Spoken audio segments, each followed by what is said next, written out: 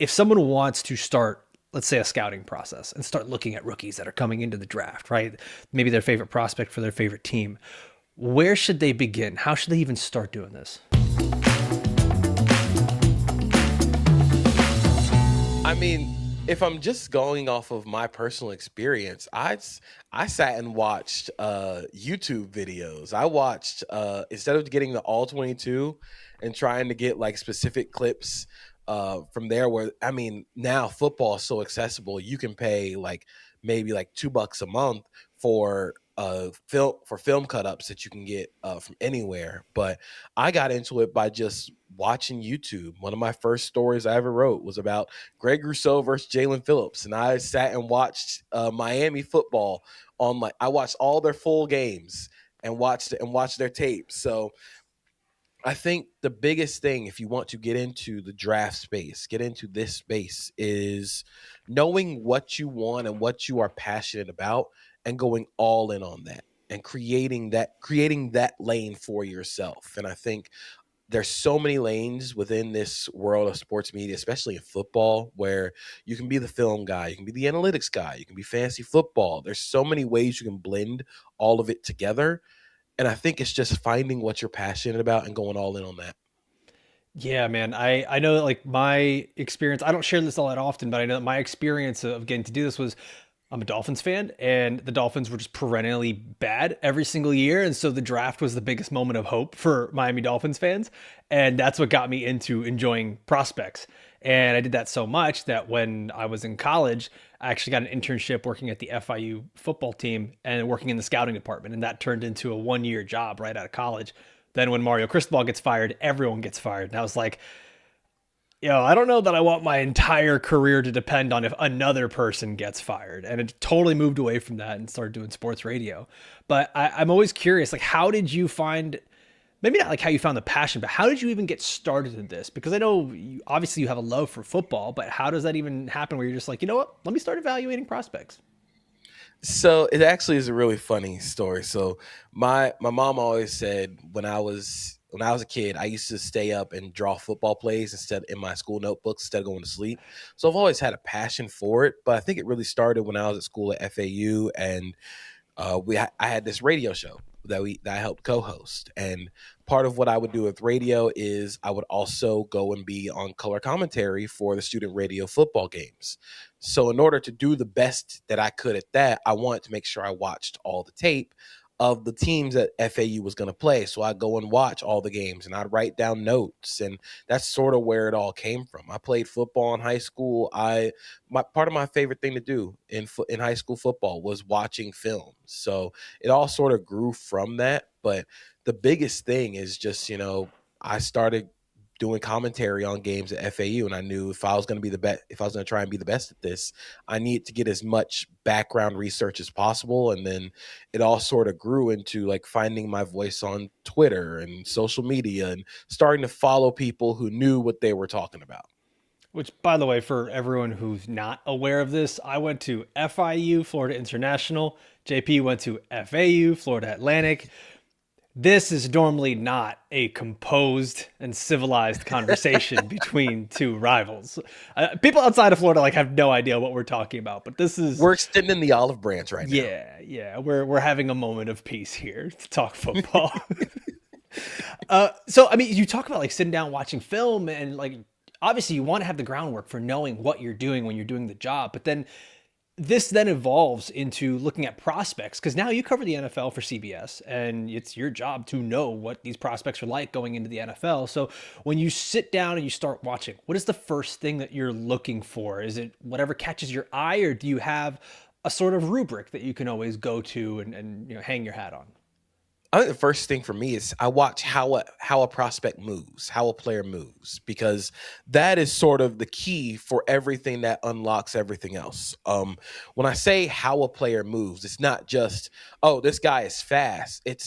is he moving fast doing this thing? Is it, if you're in the case of a wide receiver, like, yeah, this guy can be really fast, but his acceleration is a lot better when he's on the vertical plane than instead of trying to break down and accelerate and decelerate.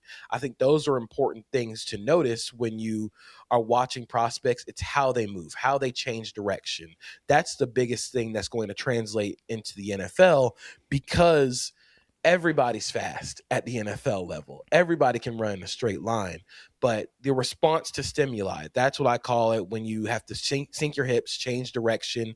That's what separates good players from great players. We talk a lot about, like, with offensive line and the L drill, the three cone, the 20-yard shuttle with wide receivers. Part of why that's so important, because those positions, and every position in the NFL, has to respond to stimuli, because you're not automatically going to know what the play is for the offense beforehand.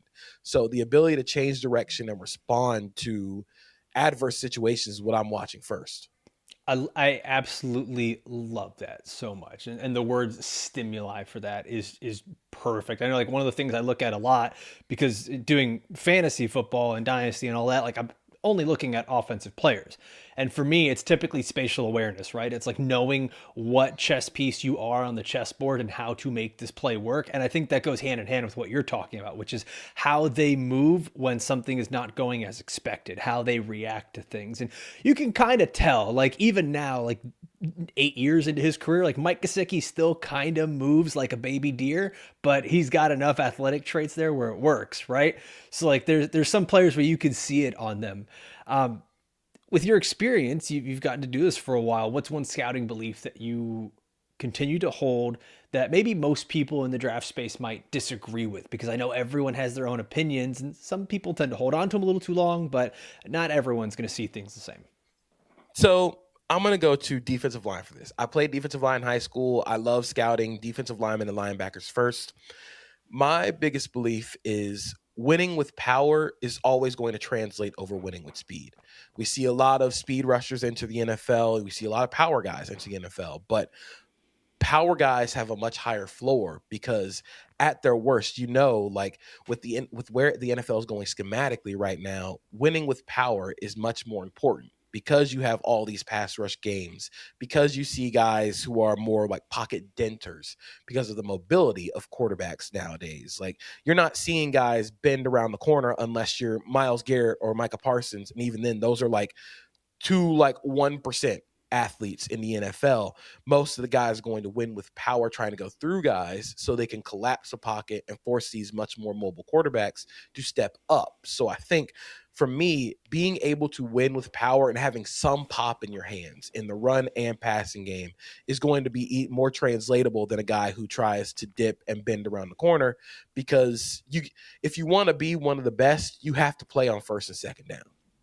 Yeah, I was gonna say it's not as sexy. Like, it's not as sexy. People want to say, like, I want to get the guy who's going to get me 13 sacks a season, and that's great and all. But I mean, you mentioned Myles Garrett right there, and it's not to say that he is not an absolute game changer and leader of that defense and defensive MVP caliber candidate every single year. But not everyone is that special of player, right? Like, you need the guy who can stop the run. You need the guy who's not getting bullied around. Like, that's how GMs get fired, is they go for the dreaded potential. The guy who's got the body and the speed and all those things to be the 13 sack guy, but can't do any of the, like, I call it the Udonis Haslam things, like all the dirty stuff underneath, right? That, like, nobody wants to do, but you need players that do that. And like, QB pressures has become such a big thing that always remains so underrated, because everyone worries about the sacks, but QB pressures is what, like, will change everything. So I love that you mentioned that. With that, I mentioned the stat of sacks, and I'm sure, like, every position is going to have their own stat or analytical, tool that gets used. How do you try to balance that out between film study and analytics? Do you ever go in saying, like, okay, if a guy doesn't reach a certain analytical threshold, I really don't care what the film says? Like, how does that all work out in your brain as you're sitting down to do this? I think, for me, they go hand in hand. I think a lot of people are very either or when it comes to film versus data, and they each tell two sides of a different story. I think when it comes to analytics, it's okay, here's a very consumable way to quantify what you're seeing on tape.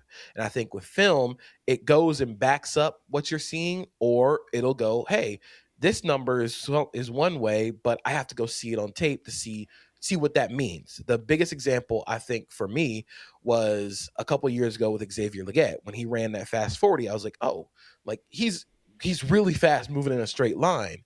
And but when you saw him at the Senior Bowl, when I saw him at the Senior Bowl, there was a lot of like not the ability to decelerate, like the ability to stop, the ability to Change turn. direction. Yeah. And that's sort of where, like, okay, the analytics say this thing and the numbers say this thing, but the film says the other. It's sort of how you create a full picture. So I see them as more hand in hand. They help either quantify something that you see on tape, or in some cases it's a, hey, I need to go back in the tape and watch what's going on, because if a player has like an X% success rate on, like, if we're using wide receivers, if they have like a really high success rate on in breaking routes, why is that? Because we can just say, this guy has a super high success rate on in breaking routes, like this is why you should draft him first or in the first round. But why? There's much more reasoning to why he is so good at those in breaking routes instead of, oh, he's just good at them. I always look at the analytics or data as just a piece of the puzzle. Like you said, it is part of it. It is one piece of the recipe. Like you're never going to get the full context of everything. And every single year, I think of the Tennessee Volunteers and everything that comes out of their like crazy Mickey Mouse offense, as Matt Harmon likes to say, because every year, like there's always a player that we just fall in love with out of that school, whether it's the analytical profile, the athletic profile, something. Then you say, well, it's almost like that offense doesn't count. Like you've got to throw out the analytics. And the same thing can be said for like bad offenses and bad schools. Like there are players who just kind of transcend what the analytics are. So I love that you go back to the film and do that.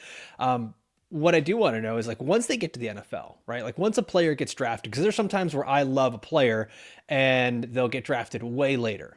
And it really forces me to go back and reconsider my thoughts. Like I know this is me. I have plenty of misses, but of course the one I'm going to remember right now is the hit where I'm like, Amon St. Brown is an early second round pick, man. I could even see him, going late first. He goes day 3, right at the beginning, round 4 or round 5, excuse me. I can't remember right now off the top of my head. But I just remember all of the Dynasty people like, well, that's it for him. Like no player that gets drafted late ever does anything. And then like since then we've had the Puka Nakuas and all these other guys that are doing that. How much does draft capital and landing spot really change your evaluation after the fact? I think I don't think it changes much. You can still think that a player is like, hey, this guy's going to do well, even if he doesn't do well with the team that drafted him. There are a lot of times where, you'll see a guy who just needs a change of scenery to really become what we thought he would be draft wise. I think it depends a lot on schematic fit as well. Like you can get drafted late, but if this team is a great schematic fit for you and what they want to do, then it's going to make a lot more sense. I think with Puka Nakua, like he did get drafted late, but he went to the perfect scheme, perfect offense for his skill set, as to where like you see a lot of early round receivers that just don't go to places that really maximize their skills. So I think a lot more of it is not it's not where they're drafted position wise, but it's more team fit. And I think that's something where I've also grown a lot. I used to be like scheme fit doesn't always like make as much of a difference. If you're a great player, you will transcend scheme. But drafting guys, when it comes to NFL front offices who are dealing with like a salary cap, you only have an X amount of dollars, X amount of capital to spend and invest in a player. Making sure this player fits your scheme the best is probably going to outweigh like just drafting good players. And I'm gonna do a thing here where I'm gonna compare like actual players from last year's draft and like what you mean by that with the scheme fit, because I remember writing up the rookie guide for Football Guys. I had the pleasure of doing the Jack Besh rookie profile, and I kept saying he would fit so well in a Liam Cohen offense. Get him into the slot, get him as the Z, as a guy that can move around. And my comp for him, which I knew was lofty at the time, was Puka Nakua. And then mid-season here, the Jaguars go and make a trade for Jacoby Myers, a guy who does very similar things as Jack Besh, who was his teammate and was basically keeping Jack Besh on the bench. Jacoby Myers goes into the Jags offense.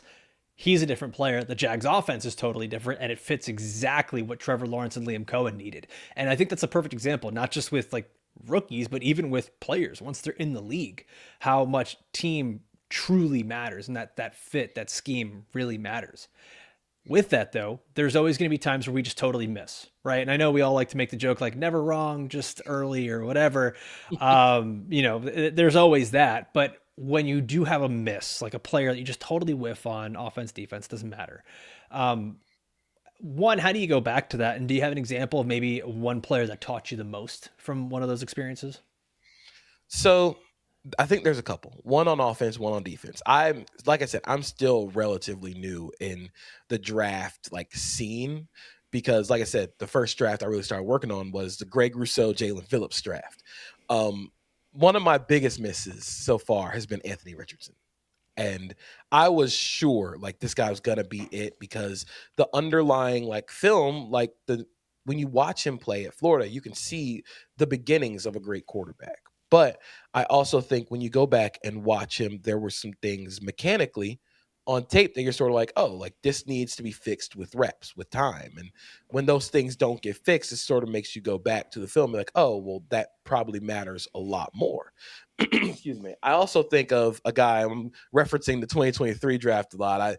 I think of a guy like Deontay Banks, corner now for the Yeah. Giants that played at Maryland, I believe. Yep. A super athletic. And I think this was where I was like, just draft great athletes and you can turn them into great players. But sometimes like you have to have the technical like refinement. And I think that's something where I go back and watch those guys and I go back and watch guys that I missed and be like, okay, here's where did I put these puzzle pieces together wrong? So maybe I can try and it'll help inform me going forward. But I do think there's part of it that it's a not to say it's a sliding scale, but it depends on the scheme and where you go. I think another guy that sort of great athlete was still needing refinement at linebacker was Deion Henley, who I was a big fan of in that draft. Turned out to be a great linebacker for the Chargers, but he went to and it took Brandon Staley being fired and getting into a Jesse Minter defense for him to really take that next step. I think of guys that are just like those things. I sort of think it comes down to again scheme fit and who you have around you as your nucleus of development. So I think for those guys going back and watching, if you need that technical refinement, it's incredibly important you go to places where they are going to help fix the technical areas of your game even when like it might not look great. Like you have to be able to keep fixing and tweaking those things. And that's so hard, dude. Like that is so hard for Mhm. us to try to not only evaluate but try to project going into the next level because you can make almost the exact same case for Josh Allen that he had so much that he needed to fix mechanically, footwork. He was an erratic thrower, but he had all the tools very similar to Anthony Richardson. He didn't do well under pressure. That changed over seasons, that changed through coaching, that changed with a lot of reps. But the thing is that not every team is going to do that. And it's not just that not every team is going to do that or have the patience. Not every coaching staff can actually coach it. And then each position is going to be treated differently too. Like I always say, if a wide receiver can't run their routes in college, the NFL is not going to take the time to teach them how to run routes. Like they need you to be ready for install. They need you to be ready to just jump into the game plan. So if you're not a good route runner, I'm sorry, it's probably not going to happen for you. And I think a lot of people will like confuse that with being super athletic means you're not a good route runner or you can't do certain things. And quarterback is one of those where I think we used to see a lot more time. We used to see a lot more reps for players, and now owners, GMs, fans, everyone is so much more impatient. Um, Yeah. you think that's do you think that's like the recent era of quarterbacks? It's like the Mahomes, Herbert, Burrow. These guys were good out of the gate or good by year one of actually starting. That it kind of ruined it for everyone else. Part of it is part of it is that, but I also think part of it is the college game changing so much. Yep. And I think part of it is with the transfer portal, you are now going to see a lot of teams go for the guy that has a lot of reps starting in different places. You think about why a guy like Bo Nix was drafted in the first round. He started a lot of games at two different schools. Michael Penix Jr. gets drafted early because he started a lot of games at two different schools. And you compare it to guys like JJ McCarthy, who also got drafted first round but did not start a lot of games and needed that time. You compare it to Anthony Richardson, who only started, I believe, 13 games in his college career. Like that, you can bank on the athletic talent, but I think now because teams have been burned so much by not letting guys wait, and I think there's a lot of with the NFL, there's a lot of we need to win now. You can turn this thing around really quickly if you get a guy in there. You want a guy that has played a lot of football. You want a guy that's gotten the reps and grown year over year. So I think we're going to start to see a lot more, especially with the transfer portal being a thing. You want to see guys who have started a lot of games. And if they haven't started a lot of games, you got to see like premier like A1 production. And I wonder because I feel like the NFL draft and evaluating and even the NFL itself like goes through these cycles of this is the new trendy hot thing. And it's like when Russell Wilson and the Seahawks were going off, everyone's like, you got to get that rookie quarterback on a rookie deal, and that's how you're going to build your team. And then it turned into like, well, actually, you just really need the franchise. Like things change all the time, right?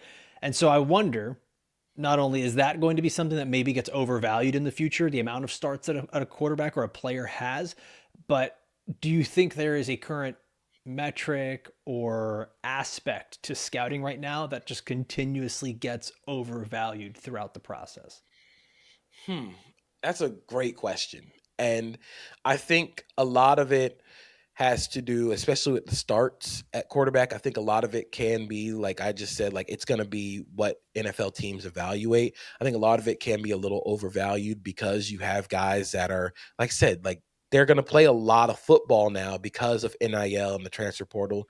You're not going to see a lot of like young quarterbacks come out. Like Anthony Richardson was 20 years old when he Mm-hmm. entered the draft. I don't think you're going to see that again unless it's like a super like top tier, you have to like win the Heisman early and be considered Well, an elite and draft dude, there's too prospect. much money to be made in college now, too. Like, it's still freaking me out every time I log into Twitter and I see so and so has extended their contract. I'm like, dude, what do you mean he's extended his contract? Like, mentally, I'm still not used to that. It's like player X has re signed. I'm like, what? He's in college. What do you mean? He stayed doing the thing he was already doing.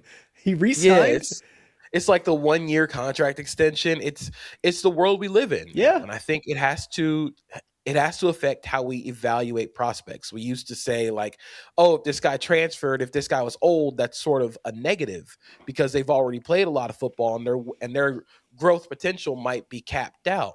But if you're a team that just needs a steady hand at quarterback, and I think we're seeing a lot more, and I get made fun of for saying like hashtag quarterbacks don't matter, and I truly don't think like it was the whole running backs don't matter thing. Like I don't think quarterbacks don't matter, but what I do think is that because of how much value we've put in that one position, we've also underestimated the fact that a lot of young quarterbacks don't succeed because they just immediately come in and are like supposed to raise everybody up to like playoff caliber the first year. I'm a Jaguars fan. I have seen like Um, I have been through the ringer when it came to you drafted number one pick at quarterback, you should immediately be a contender. When the Jaguars had Trevor Lawrence throwing to Laviska Shenault and Laquan Treadwell in his rookie year. And it's like, how are you supposed to grow in that situation? I think now we need a lot more like build the team around the quarterback as the quarterback grows with them. And I think that's where you see a lot of the great teams in the NFL. You have these players that you were drafted really well outside of positional value. You think of the Lions, who drafted Jameer Gibbs and Jack Campbell in round one and got flamed for it. yeah. And both have turned out to be all pro caliber players versus like, I mean, even that entire draft, the first four picks were Jameer Gibbs, Jack Campbell, Sam Laporta, Brian Branch. Those are four all pro like caliber players at Yeah. four non like high value positions, but they all mean so much to that team. And I think we're going to see a lot more of like, you know what? this guy means a lot to our team. So we will draft him here instead of drafting like a guy that might not be as good, but is going to be at a higher value spot because you need all that around a quarterback if you want the quarterback to be at his best. So you mentioned these, like for example, the Lions, they drafted all these extremely good players here at the next level at what people will deem non-premium positions, right? Like we don't have to beat around the bush. It's not. But I'm always curious because like we see, for example, this last year, Ashton Genty gets drafted in the top 10, and it's a lot of talk of him being elite, generational prospect, whatever it is. But then I saw so much on the other side of the spectrum. It's like, well, it's Boise State and level of competition. And how do you, and I'll say for everything, right? Whether it's a non-premium prospect position or like quarterback or everything, how do you try to factor that in, whether it's their own team, their scheme for their team, the environment and the roster around them? Like there was a lot of that about Tua when he came out. It's like, well, you got all these different receivers on your team. Yeah, of course you're going to look good, or even the competition they're going up against. Like, how do you try to balance those things? I know it's a very big, loaded question, but how do you try to balance that when you're evaluating the prospect? So I think I'll use Ashton Johnson as an example of this, but I think it's when you go back and watch the tape. If you're watching a group of five player you think might be a first round draft pick, go and watch the games against the power schools. Go and watch the games where there's NFL caliber talent opposite of that player, and that's how you can really tell if this guy is great or not. I mean, we watched Ashton Junty last year go off against Oregon, and even in the Penn State game that they lost, he was playing very well, making the most out of in a completely overwhelmed Boise State offensive line. So I think it's going back and watching those games that they will play against those higher caliber schools. That's where you can tell like, oh, this guy is an NFL caliber athlete or an NFL caliber player because they're playing a bunch of guys who are going to be or already are like NFL talents. So it's a very tough thing to balance, but I do think it comes back down to like watching the tape, watching how they play, how they move against teams that have significant either advantages over the group of five school or small school they come from, or you are not the best athlete on the field. That's how you can really tell how great a player is, because in the NFL, everybody's going to be just as good of an athlete as you. I normally don't like to do this and talk about specific players because I never did this for the fantasy stuff either. But since we're on this topic, I have to ask Ashton Genty, is that a good draft pick for the Raiders? Because there's a lot of different ways we can look at this. It's a good draft pick because he's a good player, but is it maybe a bad draft pick for what they were doing with their team? Like you can make the excuses, right? Like they were competing, they got Gino, they got Carroll. There's so many things. Was this a good pick? So I think there's a lot of ways to answer this question. Like you said, Ashton Junty is a great player, but I do think that the Raiders over I will say overthought their offensive line. They thought that they were good enough on the offensive line to bring a young running back into this situation. And that's always where you sort of like that. Those are pitfalls of drafting a running back early. If you draft a running back early, you have to have the offensive line in place. Just like if you draft a quarterback early, you have to have the offensive line in place. But I think Ashton Junty would have been a good pick if they had the offensive line already set in place. I think if we were to go back and redo the draft again, I would have probably taken Armand Membu at 6, given what we know now. If hindsight is 2020, I think they would have gone offensive tackle there at 6 because the protection is obviously the biggest issue there in Vegas. But like that's sort of the game that you play. You bring in a young running back, you bring in a whole lot of players who you think are going to help raise the floor of this Raiders team, and then coaching sort of just undoes them. And I think that was also the big problem for the Raiders this season is they weren't being coached very well. There's just teams that I think don't know who they are. Like they don't Yeah. have an identity yet. And sometimes you'll try to force that through the draft and be like, look how exciting this is. We're a smash mouth football team. We can run the ball. but we also can't run the ball, and we're not smash mouth because we don't have a good offensive line, right? Like, so like it's an identity crisis. I still lean that like Ashton Jinty to the Bears would have been awesome to see that in that backfield. I mean, seeing what Kyle Monungai's doing, not that he's a bad player, but what he's doing versus what maybe Ashton Jinty could have done in that would have been just really great to see. Um, we talk about maybe like teams kind of not building correctly and what could be the red flag there. But when you look at any prospect, is there something that immediately that stands out to you as that is a red flag? We always hear this from NFL GMs where they say that that player would be off the board, or evaluators saying that this guy's probably off of NFL teams' boards. What's the thing that stands out to you that makes you go, that's a red flag? I can't vouch for this player. So it's tough because of the success of Jordan Mailata.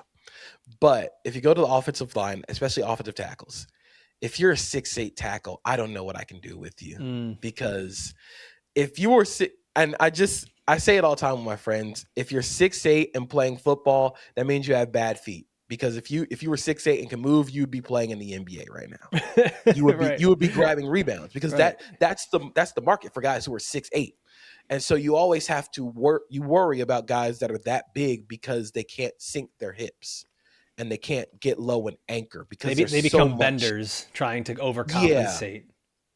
Yeah, they become hip benders, or knee benders instead of hip benders. Mm-hmm. Because again, all of your force in your body is generated through the hips. So you want to be able to move your hips, move your body. And 6'8" people can't really do that. And if you are 6'8" and can do that, you're probably playing for the Lakers, So it's tough, especially with really tall offensive linemen, because you haven't really seen that in the NFL. Mailata is such a unique case because he's 6'8" but played rugby. He had the footwork and the athleticism. Not a lot of guys do. Yeah, that's a really good example. But for as many bad examples as there's going to be, there's always going to be the outlier. It's always hard to not overcompensate with an outlier, because like that will happen. You'll get the late round guy, the undrafted guy, and that always becomes the argument later of like, well, if we would have followed, what you're saying now, XYZ player would have never become a Pro Bowler. And it's always important to remember, like, the guys like that are the exception to the rule, like, not the rule. Like, there's a reason evaluators evaluate the way they do. Yes, they'll be wrong, but just like fantasy football, we do things a certain way when drafting players or picking up waivers or whatever. When you follow certain guidelines, more often than not, you'll end up being right. And I think that's like the important thing to remember that. Okay, I want to ask you this. One thing that the audience members who are watching this or listening to this, what is one thing that they can do during this draft season, whether it be involving a certain event like the Senior Bowl or Combine or anything? Like, what is one thing that they can do to become a better talent evaluator? I'm going to use the old football adage, let's get 1% better every day, right? Like, what can they do to get 1% better this offseason? So I would say focus on the jumps and the change of direction stuff at the combine. The 40 is cool. It is it's a very cool thing to see fast people run very fast. But like we talked about earlier, everybody runs fast in a straight line. What you really are focusing on are the jumps and the explosiveness, because that's what'll translate. I'd said it before, like when you watch a lot of football and you watch a lot of athletic like sports, the power is generated through your hips, because the hips tie your upper and lower body together. You generate force when you say, if you're doing like a squat, you're lifting and you're doing a squat. The hips are where you translate your power from the lower body up through the upper body. When you're doing power cleans, which is something that you have to do when you are lifting and you are trying to prepare to be an NFL player, power cleans, hang cleans are really important, because you are translating the power you are generating to get the bar up off the floor into your upper body to help like post it on your chest and shoulders. The way you're able to do that is through your hips. You fire your hips through. And you just think about, especially for defensive players, tackling. It's sort of a lost art form, but you tackle through the hips. We talk a lot about like the Seahawks, like rugby style tackling. It's all generated through the hips. And you can tell, like, Shakira wasn't lying. When she said hips don't lie, they do not lie. So watch the change of direction, watch the jumps. That's how you can tell if an athlete is stiff, if they can move well, if their response to change is something that can be translated into the NFL. I love that you said that, especially the hips thing. Like that ends up typically being a red flag for me when I'm scouting. Um, Mostly skill positions, but for the most part, anything. If you have stiff hips, it's likely going to be very hard for you to be good in the NFL. I always like remember back to Christian McCaffrey saying, I kept getting injured because I was focusing on the wrong kinds of workouts, the workouts that would make me look good, as opposed to the workouts that would make me move better, right? And actually have that flexibility. Like that's why, dude. Like I knew I wasn't going to be doing anything college football because my hips, just like they're stuck. I need some oil in those. But like you can always see it. You get to the combine and the DBs that can't quite swivel their hips well enough, or the receivers and the running backs that can't change direction, man. Like it sticks out like a sore thumb. So I love that you said that.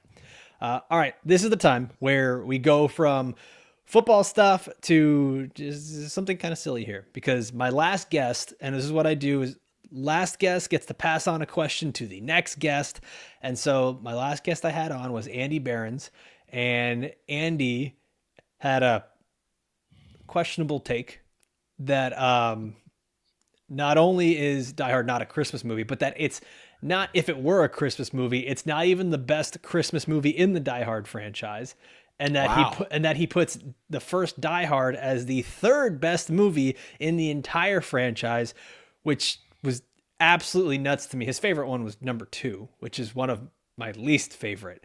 So I'm just gonna straight up like this is, I know it's a divisive topic. Is Die Hard a Christmas movie in your house? So can I also say something that might be a little controversial? Oh boy. I haven't seen Die Hard all the way through. What do you mean not all the I've way through? What do you I've mean? seen I've seen I've seen bits and pieces because I'm the oldest of 5. I have 4 younger brothers and sisters. We weren't allowed to watch we weren't allowed to watch movies that weren't like animated for a large part of my life. So I still haven't watched Die Hard all the way through. That is definitely on the list this year. But I mean, the way I see it is I can consider it a Christmas movie if it happens like during Christmas and there's some like there's references to Christmas in it. So like yeah, I'd say Die Hard's a Christmas movie. It makes sense for it to be a Christmas movie. It happens during Christmas. There's references to Christmas throughout the movie. That makes it a Christmas movie. The one thing that I can't get on board with is people try and make Frozen a Christmas movie when No. Frozen is just cold. Stop. It's just cold weather. Stop. Not Yeah. every cold weather is a Christmas movie. What are we doing? Like, is Dune a summer movie now? Like, what? Just because it's Yeah, hot like out? Like, what? that opens up so many different things. Like what Yeah. we're just calling like movies that happen while it's hot summer. Is it? It's every cold weather movie a Christmas movie. That makes it crazy. No, listen, I've had a lot of time to think about the Die Hard thing, and I've looked it up. There are minimum 3 Christmas songs that play in the movie.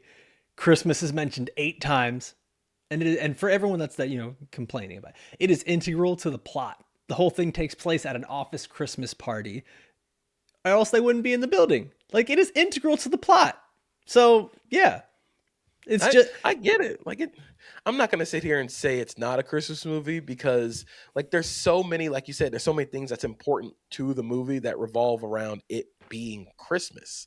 And while it might not have like the whole like warm and fuzzy Christmas values, like it still happens during Christmas. That's like one of my dad's favorite things to say is International Players Ball by Outkast is a uh Christmas song because it has like it talks about like Christmas yeah. during the song. And I'm like, you know what? I can't hate. I might I not love think it's that. a Christmas song, but I get it. I see where you're coming from. I love that. I love that. I bring it up not only because Andy brought it up, but Macaulay Culkin, the main actor from Home Alone, was like, "No, Die Hard's not a Christmas movie. It could still happen without Christmas." And I'm like, "Dude, your movie can still happen without Christmas. It's just guys trying to break into your house while you're home Yeah, alone." that's a home invasion. That has nothing to do with Christmas at Yeah, that point. like There there's is been a no bunch of those. Yeah, there's no Christmas involved. It's just dudes getting hit in the head with like bricks. Which by the way, let's be real, those guys would be dead. Like Oh, Kevin's. we did this with my girlfriend and her mom. We sat and watched Home Alone, I think 2, and I was like, "There's That no one's reason worse. these guys should be alive. There's nothing like No, dude gets hit in the head with a brick 4 times consecutively it's just from death. insane. Yeah, Like like that's off of like a instant. Like five-story building, another one's getting electrocuted. Like there's so many. It's crazy. there's no. They have to be superhuman. Like Right. that. I would consider Home Alone a superhero movie. There we are. There we are. That's That's why that's what people it have come is. to this podcast. I love that. That's I right. love that we went full circle here. All right, so then this is your chance. What is your question for the next guest that we're going to have on here? Regardless of who it is, what would be your question for them to answer? Ooh. Okay. I have actually had this debate again with my girlfriend's mom. Harry Potter or Lord of the Rings. I Oh, feel like if you grow up around the same time I did, you make a critical choice. Like it's like a choose your own adventure book and you choose one. I grew up a Harry Potter kid. I read all the Harry Potter books when I was younger. We love going to Universal. I love getting the butterbeer, which is incredible at yes, Universal. sir. And my sister, when she went, she bought. We always do like the sorting quiz. I'm a Gryffindor, and she is a Slytherin, and I think that makes it incredibly funny. But my girlfriend and her mom, Lord of the Rings people. I never really read the Lord of the Rings books. And that's something like I want to because it's right up my alley of things that I Get would ready like and for I would six enjoy. chapters on a tree, buddy. It seems like stuff I would enjoy Yeah, because again, Harry Potter, Lord of the Rings are similar but different, but it right. feels like if you grew up you had to make a choice. So my question is Harry Potter or Lord of the Rings? I love it. I love it. By the way, fellow Gryffindor here. What's up? That's Uh, right. I'll be, dude. I'm gonna. We're both in Florida, by the way, for people who haven't picked up on that yet. I'm like 2 hours away from the parks now. I'm gonna be heading to. The kids don't know this, but we're gonna be heading to Epic Universe. That's their Christmas present. So Oh, like, that's I'm awesome. really excited to see the Ministry of Magic and do the whole like flume powder and go through the green fire and all that. Like, I'm Yeah. so hyped for it. Yeah, Man, we live like 30, 45 minutes away from Disney. We have annual passes. So there'll be just days like it's a random Wednesday. It was like, hey, you wanna go to Epcot today? And it was like, yeah, sure. We'll just go and walk around or we'll go ride a ride or something. We'll go ride Cosmic Rewind, which I did and we got September. Incredible. That is the best song to get on Cosmic Rewind. nice. Okay. I still haven't been on it yet. I still haven't been It on it it yet. took me It's like years to get on. When after it got made, it took me years to finally get on. And when I did, it quickly became my favorite ride in the parks. I just this past year got to go on Rise of the Resistance, the one that's like the totally Oh my immersive Star goodness. Wars ride. And Yeah. I was just, dude, I'm 35. Like, I was a 15-year-old kid, just mouth open, eyes wide. It was incredible. So It's cool. so immersive. The fact that they like transport you and everything, it legitimately feels like you have left Hollywood studios. And it's Yeah. such an incredible way of like getting that done. My dad wants to, he said like his entire thing is he wants to go and do Rise of the Resistance. He wants to go to Galaxy's Edge. He's never been. So I hope he's not listening, but his birthday gift is going to be me taking him to Galaxy's Edge so we can do Rise of the Resistance. We'll put it in the description here, like spoiler alert, pops, get out. Man, well, this has been so much fun talking everything from prospects to movies to theme park rides, everything, man. It's been a pleasure having you on. Like, I got to learn a little bit more and get a different perspective. I know the audience did as well. Can you please, JP, let everybody know where they can find you, what kind of work you're doing, especially going into this off season for the NFL draft? Of course, you can primarily find me at Pushing the Pile. That is the podcast I co-host. We have shows every Sunday night, Tuesday. This week we're going to be having one on Wednesday instead of Thursday because of Christmas. But normally our schedule is Sunday night, Tuesday morning, Thursday morning. We'll be having previews, reviews. We have a segment called JP's Playbook where I talk about plays that I really enjoyed from the week of football. You can also find me on CBS Sports. I write about one thing a week for CBS Sports. And then also find me on CBS Sports HQ, CBS Sports Network. Anywhere where there's football being played, I'm probably going to be there talking about it. That's awesome, man. Well, once again, thank you so much for joining me, JP, and for everyone that's been watching or listening all the way through. Once again, thank you guys for doing that. For myself, for JP, I'll see you next time. Adios.